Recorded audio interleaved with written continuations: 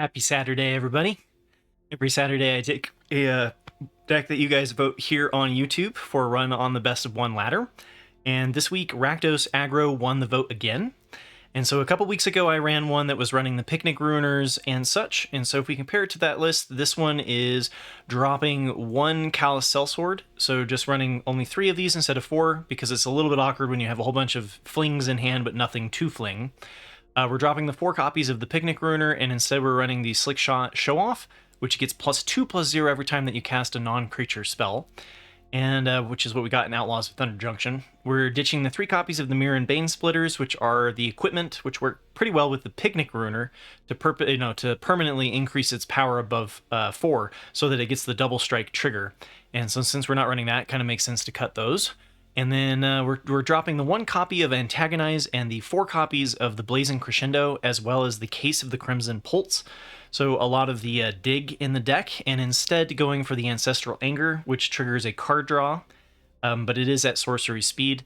Running 3 Dreadmaw's Ires, which gives +2/+2 if you are attacking, and it gives you Trample, which is the most important part because chump blocking is a problem for this deck, and so the Monstrous Rage and the Dreadmaw's Ire being able to get over your opponent's defenses.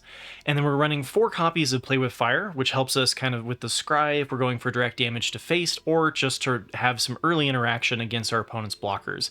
As far as the lands go, we've dropped the 4 copies of the Sulphurous Springs, which are the Rakdos burn lands, and we're brought in 3 more mountains, so we're running 19 lands instead of 20. So I'll showcase some of my favorite matches from the 50 and go over the match summary at the end. Enjoy. All right, so now we're on, or they're going first. We're on the draw. I have Kumano faces Kakazan, Swift Spear, Slick Shot. So this looks pretty good.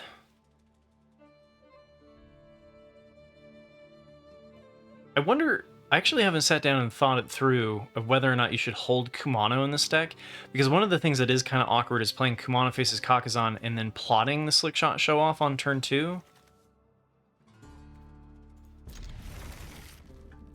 Most of the time what I end up doing is I end up playing the Kumano faces Kakazan and then playing the Swift Spear into it.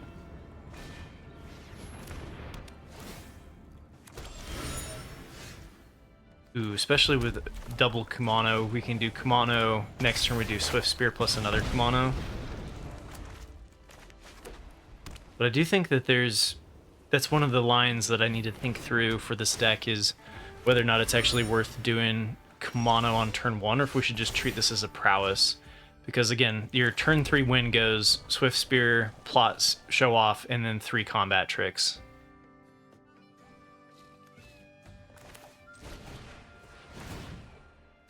So this is still a pretty impressive start. We're up against Boros Convoke, which can struggle against the early pressure of mono red.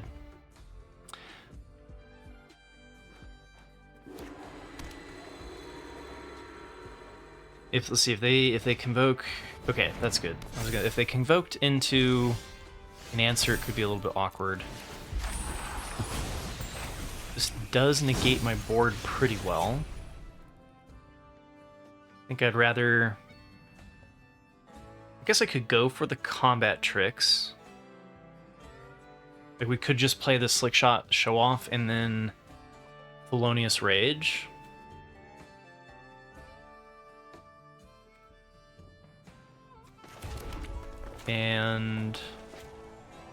Or we could save it. We could plot and then go 1, 2, 3 next turn. This would become a 3/4, which would trade with one of them. Still die to a multiple block.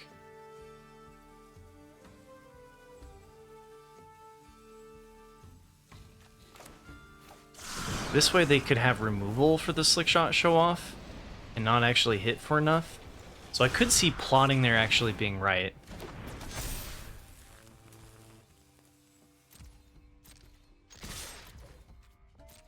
Couple of different ways we could play this.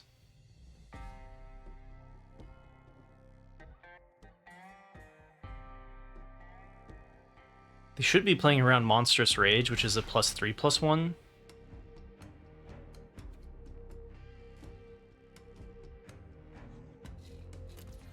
So I think I just go for the direct damage here instead of trading their Novice Inspector.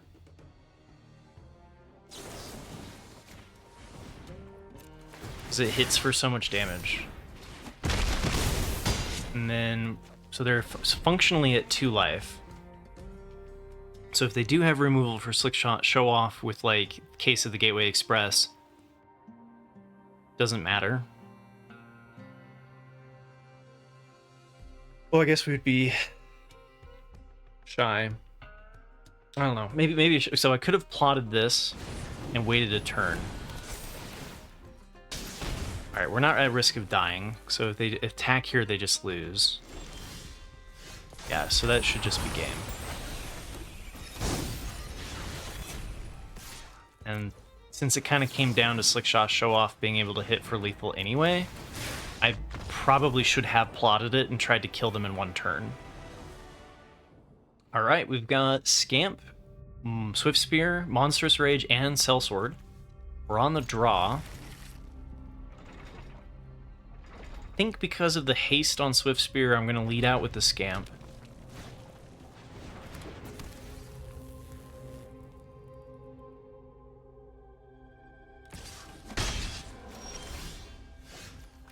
Could just play with fire, the Swift Spear. Might be better than playing out the Scamp.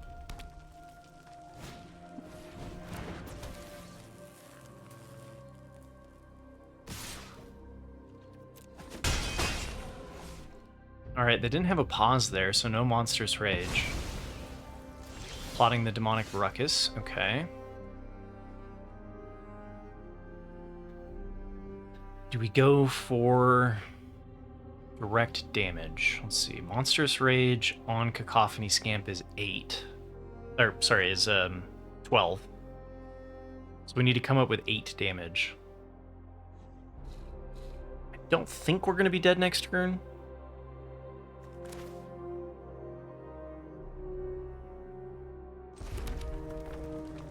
I think what I like the most is Swift Spear plus Ancestral Anger to hit into some more options. It'd be right to do the Monstrous Rage because it does... I want to save that for the Scamp though. So I'm going to go this way. Do this while they're tapped out.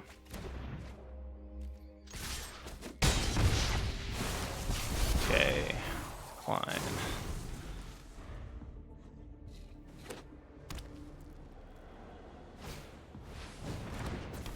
Let's see if they pulled off the turn 3 win. Okay. Doesn't add up to me. Okay, so we have to figure out how to deal 16 damage. I think Dreadmaw's Ire and Monstrous Rage and Sellsword is my best chance.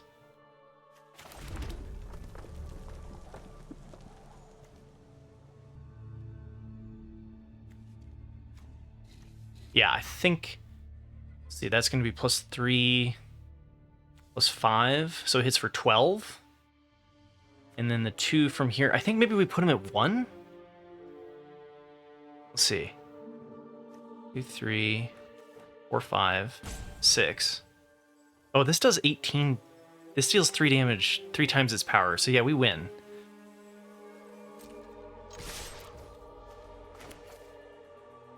Right? Yeah. Pretty sure this is just going to be game.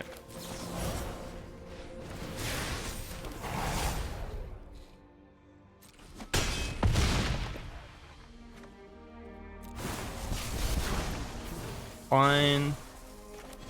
Sacrifice.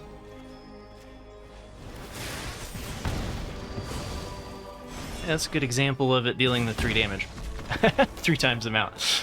Alright, there we go. I screwed up the calculation for a second, but we got there. Ooh. This might be our first mulligan. So I've got opponent going first, and we have no creatures. Really need turn 1 and turn 2 threats, so I'm going to mulligan. Alright, now we've got Kumano. This is much better. I'm going to be greedy and go for dropping a land. Agreed. So this is the awkwardness that I was talking about with the Slickshot Show-off. And I wonder about Kumano actually being... Like, my turn 3 win is Swift Spear, Plot, Show-off, and then 3 spells. So maybe I'm supposed to be keeping that one in hand. But I guess I'm going this way. Codebreaker here. I guess actually the Dreadmaw's Ire is looking better, because it destroys the frontliner. And it gets less blown up by... It gets less blown up by them having Resolute Reinforcements. Oh, they didn't have it. Oh, and I didn't do the Dreadmaw's Ire to blow up the frontliner. Alright. Playing it a little fast and loose today.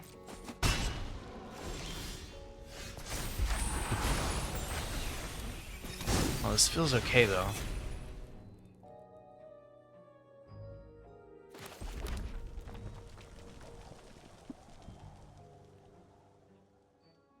They didn't even play it defensively. So Codebreaker versus Slickshot Show-off. I'd rather them remove the Codebreaker if they are going to play, like, Case of the Gateway Express.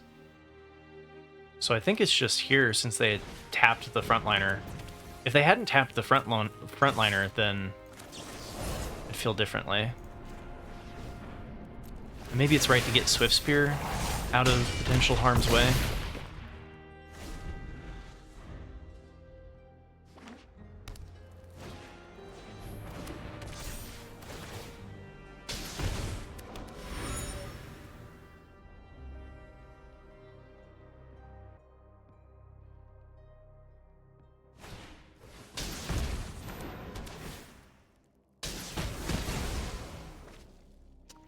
Yep.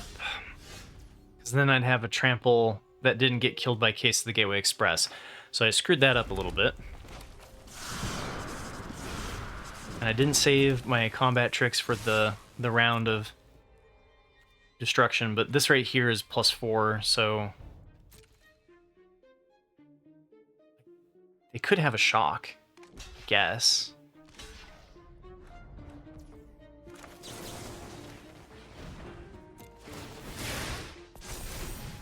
So even with mistakes being made, this deck just dunks on Boros Convoke. Alright, we're going first. We got Kumano into Swift Spear Kumano, and we've got the Fling. Looks decent.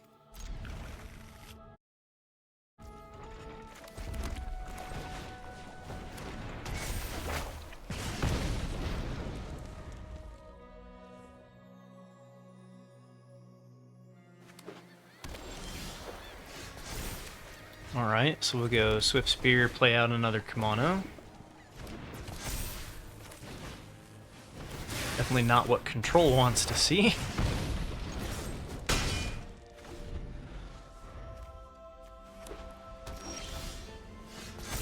Hey! Do you think 3 Kumanos is fair?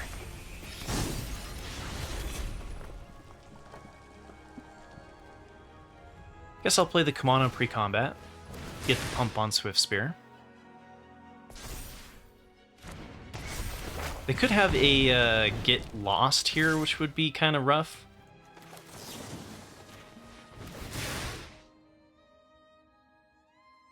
Maybe I should have just passed to damage then. Alright, if I fling now, they're at 3 life. I think they're, you know, and it gets around them having the temporary lockdown. Or I guess it doesn't get around it, but like it gets the value out now. Definitely could be wrong to do that, because if they don't temporary lockdown, then that would be a bad line, but worked out okay here. So now we just need to top deck something other than a land.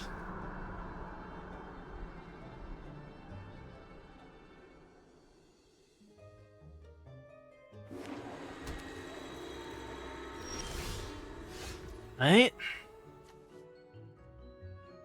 I guess I could play this Elsword out. I can wait till it has like the ability to get haste off of a Felonious Rage. Either way, though, I think we've been stopped. I guess Ancestral Age would allow me to draw. Or Ancestral Anger would allow me to draw a card.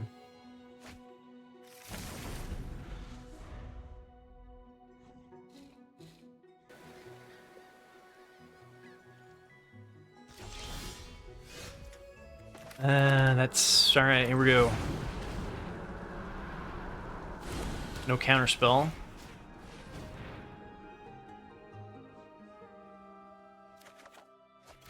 Nah, lands, boo. Alright, double Memory Deluge, and there's no... We don't have Lightning Strikes in this version. The mono-red Prowess deck has a little bit more reach than this deck. This deck has a little bit more consistency on the turn 3 win, but at the cost of not having Lightning Strikes.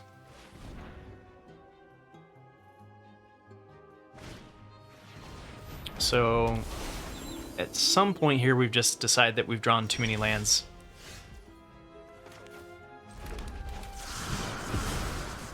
Oh, I could have gone for lethal, I suppose. I should have attacked first. But like Wandering Emperor here, and we're basically dead. Yeah, so maybe I shouldn't have attacked. I've learned much during my travels. Alright. I'd rather them use the Wandering Emperor on that, though, than on Slickshot Show-off. And they're about to have too much life for me to get, so I'm going to give it one more turn. And then otherwise just shake Azorius Control's hand, because you can spend like 30 minutes chasing down a win that never never turns into anything in this archetype. So, just quality of life. They do have 7 mana up for the Memory Deluge. If I destroyed the Temporary Lockdown, it'd hit them for 3 damage. Okay.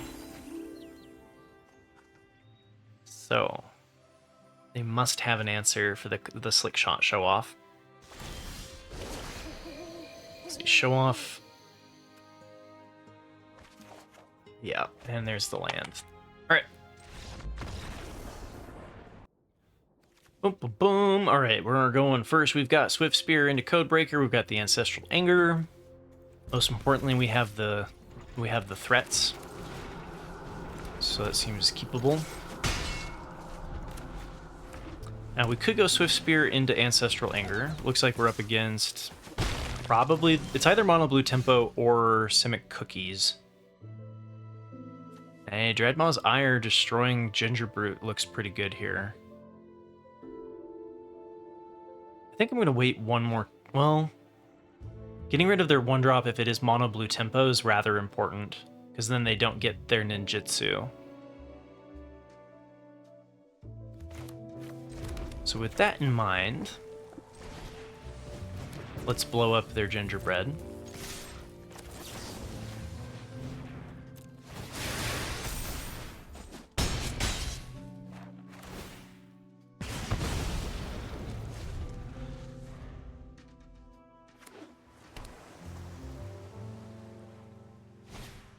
Yeah, it is Mono Blue.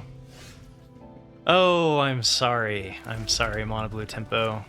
That's rough.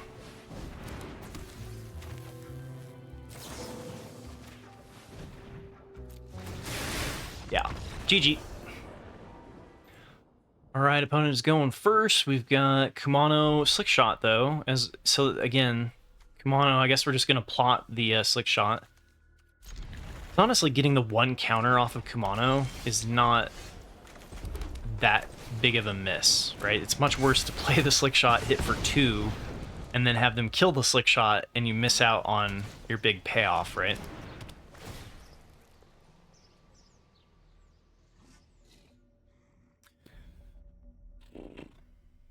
Orzhov. Discard a card. Definitely not the land. maybe one of the combat tricks. Depends on if I'm going to go Codebreaker or I'm going to plot the Show-off. I think next turn I'm just going to... Well, shoot. They have one Blackout. Alright, I think I'm going to ditch the Codebreaker.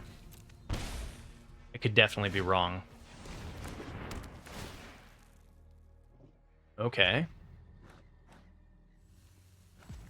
To, I guess, the Felonious Rage. And Hate Tribal over here.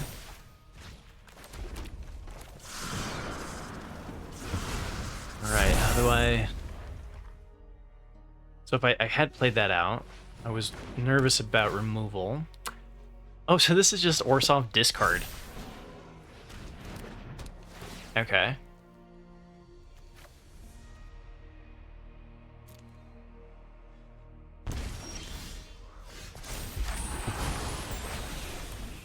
Interesting.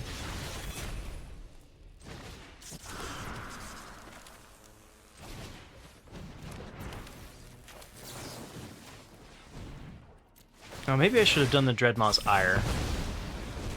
Because the shock can be just direct damage if they're playing a Wrath. I don't know this deck well enough. I haven't really bumped into the Orzhov Discard a lot. Although I was talking to somebody about this deck yesterday. Azorius Control's like worst nightmare. Wouldn't have mattered either way, we would have had to discard. I think I favored Face over Lily here. Oh, no, should have given the trample to the Swift Spear. More likely to get blocked in the future. That was a mistake. Because then we're gonna sacrifice Kamano. But yeah, that was the Orzhov Discard deck. Right, opponent is going first. We've got not the greatest hand. But we've got 2 threats. Seems doable. Just no turn 1 play. This deck does really want to start on turn 1.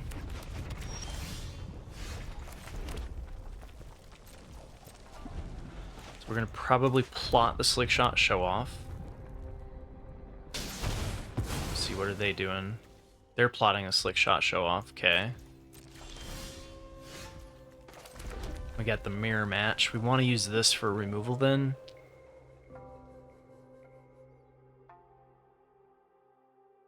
Could Codebreaker. Feels like we should just plot this as well. Oh, they're doing the Boros Heroic, though. They have the Battlefield Forges, so we might not actually be able to shoot it with Play with Fire.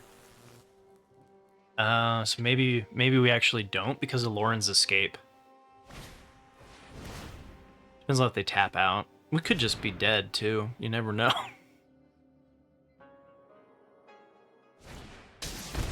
Okay. Oh, that gets it out of range. Okay.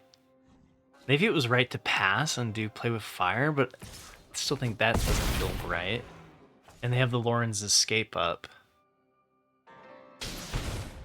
Huh. Demonic Ruckus. Okay, well we have the Fling. So we have to get to 9 and then be able to fling it. Can I do that? Maybe.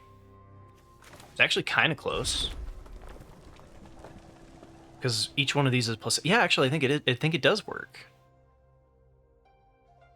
But they'll be able to trade it. Oh, no, but it only has 2. Okay, I think we're good. I think I go Slickshot Show-off. Monstrous Rage.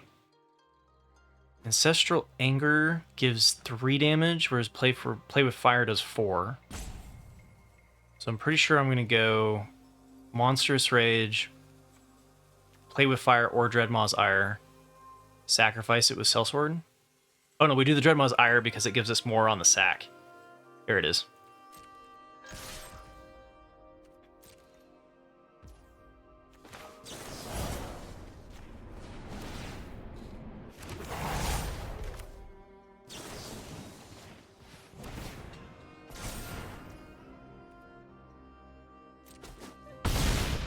Haha! Rakdos is superior to the Boros Heroic deck. Nice.